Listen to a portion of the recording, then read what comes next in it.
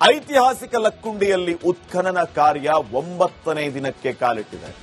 9 ದಿನಗಳಿಂದ ನಿಮ್ಮ ರಿಪಬ್ಲಿಕ್ ಕನ್ನಡ ಲಕ್ಕುಂಡಿಯ ಇಂಚಿಂಚು ಮಾಹಿತಿಯನ್ನ ನಿಮ್ಮ ಮುಂದೆ ಇಡ್ತಾ ಇದೆ. ಶಿಲ್ಪ ಕಲೆಗಳ ತವರೂರಾಗಿರುವಂತಹ ಲಕ್ಕುಂಡಿಯಲ್ಲಿ ಅಗೆದಷ್ಟು ಅಚ್ಚರಿಗಳು ಹೊರಬರ್ತಾನೆ ಇದೆ.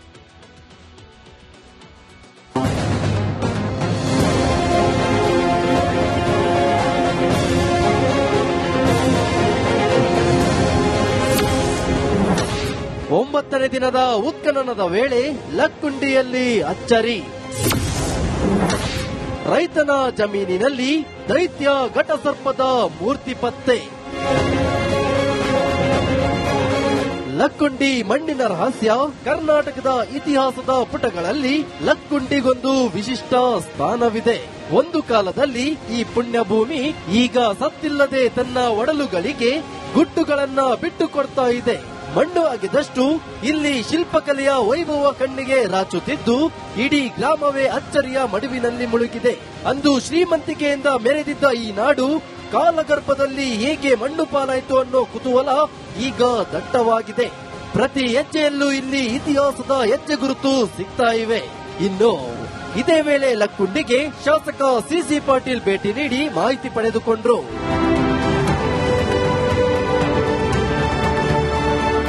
ಸತತ 9 ದಿನಗಳ ಉತ್ಖನನದ ಬಳಿಕ ಸಿಕ್ಕಿರೋ ಆ ಒಂದು ಮೂರ್ತಿ ಇಡೀ ರಾಜ್ಯದ ಗಮನ ಸೆಳೆದಿದೆ.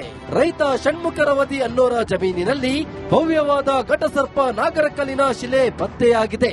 7 ಎಡೆಗಳನ್ನು ಬಿಚ್ಚಿ ನಿಂತಿರೋ ಈ ಹಾವಿನ ಶಿಲ್ಪ ಅತ್ಯಂತ ಆಕರ್ಷವಾಗಿದ್ದು ಜನರಲ್ಲಿ ಭಯ ಮತ್ತು ಭಕ್ತಿ ಎರಡನ್ನೂ ಮೂಡಿಸಿದೆ. ಜಾನಪದ ನಂಬಿಕೆಗಳ ಪ್ರಕಾರ ಇಂತಹ ಘಟಸರ್ಪದ ಮೂರ್ತಿ ಇರೋ ಜಾಗದಲ್ಲಿ ಅಪಾರ ಪ್ರಮಾಣದ ನಿಧಿ ಅಡಗಿರುತ್ತದೆ ಎನ್ನಲಾಗ್ತಿದೆ. ಈ ನಾಗರಕಲ್ಲು ಈಗ ಸಂಶೋಧಕರ ಪಾಲಿಗೆ ದೊಡ್ಡ ಸವಾಲಾಗಿ ಪರಿಣಮಿಸಿದೆ.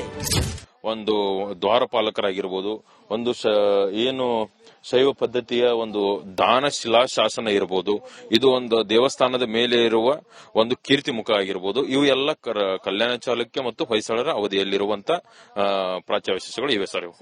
ಜಮೀನಿನ ಮೂಲೆ ಮೂಲೆಯಲ್ಲೂ ಈಗ ಇತಿಹಾಸದ ಕುರುಹುಗಳು ಕಾಣಿಸ್ತಿವೆ. ಜಮೀನಿನೊಳಗೆ ಇರುವ ಪುರಾತನ ಕಾಲದ ಬಾವಿಯನ್ನ ಪರೀಕ್ಷಿಸಿದಾಗ ಅಲ್ಲಿ ಸುಂದರವಾದ ಕಲಾಕೃತಿಗಳ ರಾಶಿಯೇ ಪತ್ತೆಯಾಗಿದೆ.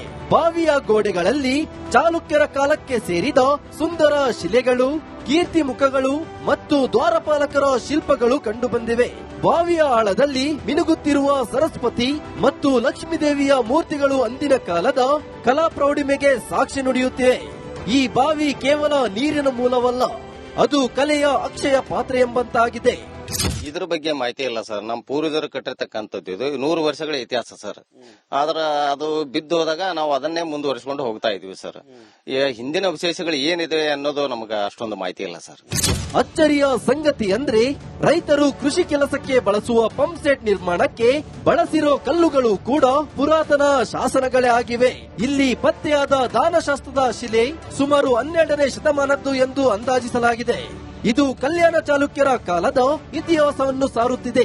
ಇದನ್ನು ಅರಿಯದ ರೈತರು ಈ ಅಮೂಲ್ಯ ಶಿಲೆಗಳನ್ನು ಸಾಮಾನ್ಯ ಕಲ್ಲುಗಳೆಂದು ಭಾವಿಸಿ ಪಂಪ್ ಸೆಟ್ ಸುತ್ತಲೂ ಬಳಸಿದ್ದಾರೆ. ಹೊಯ್ಸಳರು ಮತ್ತು ಬಾದಾಮಿ ಚಾಲುಕ್ಯರ ಕಾಲದ ಈ ಅವಶೇಷಗಳು ಪತ್ತೆಯಾಗುತ್ತಿರುವುದು ಲಕ್ಕುಂಡಿಯ ಪ್ರಾಮುಖ್ಯತೆಯನ್ನು ಜಗತ್ತಿಗೆ ಸಾರುತ್ತಿದೆ. ಚಾಲುಕ್ಯರ ಕಾಲದಲ್ಲಿರ್ತಕ್ಕಂತಹ ಹಲವಾರು ದೇವಾಲಯಗಳು ಈಗಲೂ ಕೂಡ ಕೆಲವು ಸುಸ್ಥಿತಿಯಲ್ಲಿ ಇವೆ ಅನ್ನೋದನ್ನ ನಾವು ನೋಡಬೇಕು. ಅದರಲ್ಲಿ ಒಂದು ಇಲ್ಲಿ ಎಲ್ಲ ಧರ್ಮೀಯರ ದೇವಾಲಯಗಳು ಕೂಡ ಇದ್ವು. ಮೂಲತಃ ಪ್ರಾರಂಭಿಕ ಘಟ್ಟದೊಳಗೆ ಇಲ್ಲಿ ಜೈನ ದೇವಾಲಯವೇ ನಮಗೆ ಕಂಡು ಬರ್ತದೆ. ಅದು ತಮಗೆಲ್ಲರಿಗೂ ತಿಳಿದಿರುವ ಹಾಗೆ ಕೃಷಕ 1007ರಲ್ಲಿ ಬರೆಸಿದಂತಹ ಶಾಸನ. ಅದು ಈಗಲೂ ಕೂಡ ಮ್ಯೂಸಿಯಂನಲ್ಲಿ ಅದನ್ನ ಗ್ಲಾಸ್ನಲ್ಲಿ ಇಡಲಾಗಿದೆ. ಅದರಲ್ಲಿ ಅತಿಮೊಬ್ಬೆ ಯಾವ ರೀತಿ ಈ ಊರಿನಲ್ಲಿ ಇದ್ಲು, ಯಾವ್ಯಾವ ಬಸದಿಗಳನ್ನು ಆಕೆ ಕಟ್ಟಿಸಿದ್ಲು ಅನ್ನೋದರ ಸುದೀರ್ಘವಾದಂತಹ ವಿವರಣೆ ಅದರಲ್ಲಿ ಬರ್ತದೆ. ಈ ಪ್ರದೇಶದಲ್ಲಿ ಹಿಂದೆ ದೊಡ್ಡ ಯುದ್ಧವೇ ನಡೆದಿತ್ತೋ ಅಥವಾ ಇಲ್ಲಿನ ಜನರು ಮಣ್ಣಿನ ಅಡಿ ಊತು ಹೋದ್ರ ಅನ್ನೋ ಅನುಮಾನ ಮೂಡಿದೆ. ಪ್ರತಿ ಹೊಸ ವಸ್ತು ಸಿಕ್ಕಾಗಲೂ ಲಕ್ಕುಂಡಿಯ ಇತಿಹಾಸದ ಮೇಲೆ ಹೊಸ ಬೆಳಕು ಚೆಲ್ಲಿದಂತಾಗುತ್ತಿದೆ. ಮಂಜು ಪತ್ತರ್, ರಿಪಬ್ಲಿಕ್ ಕನ್ನಡ, ಗದಗ. ಐತಿಹಾಸಿಕ ಲಕ್ಕುಂಡಿಯಲ್ಲಿ ಉತ್ಖನನ ಕಾರ್ಯ 9ನೇ ದಿನಕ್ಕೆ ಕಾಲಿಟ್ಟಿದೆ. 9 ದಿನಗಳಿಂದ ನಿಮ್ಮ ರಿಪಬ್ಲಿಕ್ ಕನ್ನಡ ಲಕ್ಕುಂಡಿಯ ಇಂಚಿಂಚು ಮಾಹಿತಿಯನ್ನ ನಿಮ್ಮ ಮುಂದೆ ಇಡ್ತಾ ಇದೆ. ಶಿಲ್ಪ ಕಲೆಗಳ ತವರೂರಾಗಿರುವಂತಹ ಲಕ್ಕುಂಡಿಯಲ್ಲಿ ಅಗೆದಷ್ಟು ಅಚ್ಚರಿಗಳು ಹೊರಬರ್ತಾನೇ ಇದೆ.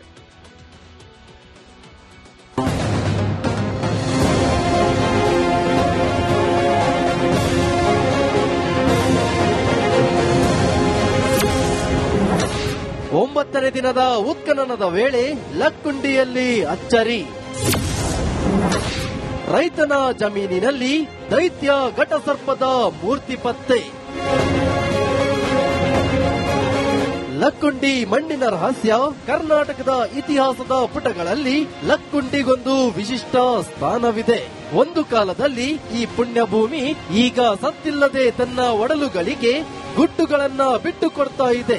ಮಣ್ಣು ಅಗೆದಷ್ಟು ಇಲ್ಲಿ ಶಿಲ್ಪಕಲೆಯ ವೈಭವ ಕಣ್ಣಿಗೆ ರಾಚುತ್ತಿದ್ದು ಇಡೀ ಗ್ರಾಮವೇ ಅಚ್ಚರಿಯ ಮಡುವಿನಲ್ಲಿ ಮುಳುಗಿದೆ. ಅಂದು ಶ್ರೀಮಂತಿಕೆಯಿಂದ ಮೆರೆದಿದ್ದ ಈ ನಾಡು ಕಾಲಗರ್ಭದಲ್ಲಿ ಹೇಗೆ ಮಣ್ಣು ಪಾಲಾಯಿತು ಅನ್ನೋ ಕುತೂಹಲ ಈಗ ದಟ್ಟವಾಗಿದೆ. ಪ್ರತಿ ಹೆಜ್ಜೆಯಲ್ಲೂ ಇಲ್ಲಿ ಇತಿಹಾಸದ ಹೆಜ್ಜೆ ಗುರುತು ಸಿಗ್ತಾ ಇವೆ. ಇನ್ನು ಇದೇ ವೇಳೆ ಲಕ್ಕುಂಡಿಗೆ ಶಾಸಕ ಸಿಸಿ ಪಾಟೀಲ್ ಭೇಟಿ ನೀಡಿ ಮಾಹಿತಿ ಪಡೆದುಕೊಂಡ್ರು.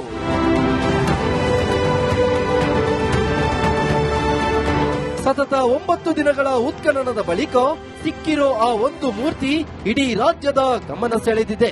ರೈತ ಷಣ್ಮುಖರವದಿ ಅನ್ನೋರ ಜಮೀನಿನಲ್ಲಿ ಭವ್ಯವಾದ ಘಟಸರ್ಪ ನಾಗರಕಲ್ಲಿನ ಶಿಲೆ ಪತ್ತೆಯಾಗಿದೆ.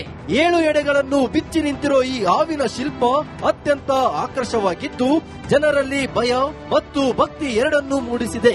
ಜಾನಪದ ನಂಬಿಕೆಗಳ ಪ್ರಕಾರ ಇಂತಹ ಘಟಸರ್ಪದ ಮೂರ್ತಿ ಇರೋ ಜಾಗದಲ್ಲಿ ಅಪಾರ ಪ್ರಮಾಣದ ನಿಧಿ ಅಡಗಿರುತ್ತದೆ ಎನ್ನಲಾಗ್ತಿದೆ. ಈ ನಾಗರಕಲ್ಲು ಈಗ ಸಂಶೋಧಕರ ಪಾಲಿಗೆ ದೊಡ್ಡ ಸವಾಲಾಗಿ ಪರಿಣಮಿಸಿದೆ. ಒಂದು ದ್ವಾರಪಾಲಕರಾಗಿರ್ಬೋದು, ಒಂದು ಏನು ಶೈವ ಪದ್ಧತಿಯ ಒಂದು ದಾನ ಶಿಲಾಶಾಸನ ಇರಬಹುದು, ಇದು ಒಂದು ದೇವಸ್ಥಾನದ ಮೇಲೆ ಇರುವ ಒಂದು ಕೀರ್ತಿ ಮುಖ ಆಗಿರ್ಬೋದು. ಇವು ಎಲ್ಲ ಕಲ್ಯಾಣ ಚಾಲುಕ್ಯ ಮತ್ತು ಹೊಯ್ಸಳರ ಅವಧಿಯಲ್ಲಿರುವಂತ ಪ್ರಾಚ್ಯಾವಶೇಷಗಳು ಇವೆ ಸರ್. ಜಮೀನಿನ ಮೂಲೆ ಮೂಲೆಯಲ್ಲೂ ಈಗ ಇತಿಹಾಸದ ಕುರುಹುಗಳು ಕಾಣಿಸ್ತಿವೆ. ಜಮೀನಿನೊಳಗೆ ಇರುವ ಪುರಾತನ ಕಾಲದ ಬಾವಿಯನ್ನ ಪರೀಕ್ಷಿಸಿದಾಗ ಅಲ್ಲಿ ಸುಂದರವಾದ ಕಲಾಕೃತಿಗಳ ರಾಶಿಯೇ ಪತ್ತೆಯಾಗಿದೆ. ಬಾವಿಯ ಗೋಡೆಗಳಲ್ಲಿ ಚಾಲುಕ್ಯರ ಕಾಲಕ್ಕೆ ಸೇರಿದ ಸುಂದರ ಶಿಲೆಗಳು, ಕೀರ್ತಿ ಮುಖಗಳು ಮತ್ತು ದ್ವಾರಪಾಲಕರ ಶಿಲ್ಪಗಳು ಕಂಡುಬಂದಿವೆ. ಬಾವಿಯ ಆಳದಲ್ಲಿ ಮಿನುಗುತ್ತಿರುವ ಸರಸ್ವತಿ ಮತ್ತು ಲಕ್ಷ್ಮೀದೇವಿಯ ಮೂರ್ತಿಗಳು ಅಂದಿನ ಕಾಲದ ಕಲಾ ಪ್ರೌಢಿಮೆಗೆ ಸಾಕ್ಷಿ ನುಡಿಯುತ್ತಿವೆ. ಈ ಬಾವಿ ಕೇವಲ ನೀರಿನ ಮೂಲವಲ್ಲ, ಅದು ಕಲೆಯ ಅಕ್ಷಯ ಪಾತ್ರೆ ಎಂಬಂತಾಗಿದೆ. ಇದ್ರ ಬಗ್ಗೆ ಮಾಹಿತಿ ಇಲ್ಲ ಸರ್. ನಮ್ಮ ಪೂರ್ವಜರು ಕಟ್ಟಿರ್ತಕ್ಕಂಥದ್ದು ಇದು 100 ವರ್ಷಗಳ ಇತಿಹಾಸ ಸರ್. ಆದ್ರ ಅದು ಬಿದ್ದು ಹೋದಾಗ ನಾವು ಅದನ್ನೇ ಮುಂದುವರಿಸಿಕೊಂಡು ಹೋಗ್ತಾ ಇದೀವಿ ಸರ್. ಹಿಂದಿನ ವಿಶೇಷಗಳು ಏನಿದೆ ಅನ್ನೋದು ನಮ್ಗೆ ಅಷ್ಟೊಂದು ಮಾಹಿತಿ ಇಲ್ಲ ಸರ್. ಅಚ್ಚರಿಯ ಸಂಗತಿ ಅಂದ್ರೆ ರೈತರು ಕೃಷಿ ಕೆಲಸಕ್ಕೆ ಬಳಸುವ ಪಂಪ್ ಸೆಟ್ ನಿರ್ಮಾಣಕ್ಕೆ ಬಳಸಿರೋ ಕಲ್ಲುಗಳು ಕೂಡ ಪುರಾತನ ಶಾಸನಗಳೇ ಆಗಿವೆ. ಇಲ್ಲಿ ಪತ್ತೆಯಾದ ದಾನಶಾಸ್ತ್ರದ ಶಿಲೆ ಸುಮಾರು 12ನೇ ಶತಮಾನದ್ದು ಎಂದು ಅಂದಾಜಿಸಲಾಗಿದೆ. ಇದು ಕಲ್ಯಾಣ ಚಾಲುಕ್ಯರ ಕಾಲದ ಇತಿಹಾಸವನ್ನು ಸಾರುತ್ತಿದೆ. ಇದನ್ನು ಅರಿಯದ ರೈತರು ಈ ಅಮೂಲ್ಯ ಶಿಲೆಗಳನ್ನು ಸಾಮಾನ್ಯ ಕಲ್ಲುಗಳೆಂದು ಭಾವಿಸಿ ಪಂಪ್ ಸೆಟ್ ಸುತ್ತಲೂ ಬಳಸಿದ್ದಾರೆ. ಹೊಯ್ಸಳರು ಮತ್ತು ಬಾದಾಮಿ ಚಾಲುಕ್ಯರ ಕಾಲದ ಈ ಅವಶೇಷಗಳು ಪತ್ತೆಯಾಗುತ್ತಿರುವುದು ಲಕ್ಕುಂಡಿಯ ಪ್ರಾಮುಖ್ಯತೆಯನ್ನು ಜಗತ್ತಿಗೆ ಸಾರುತ್ತಿದೆ.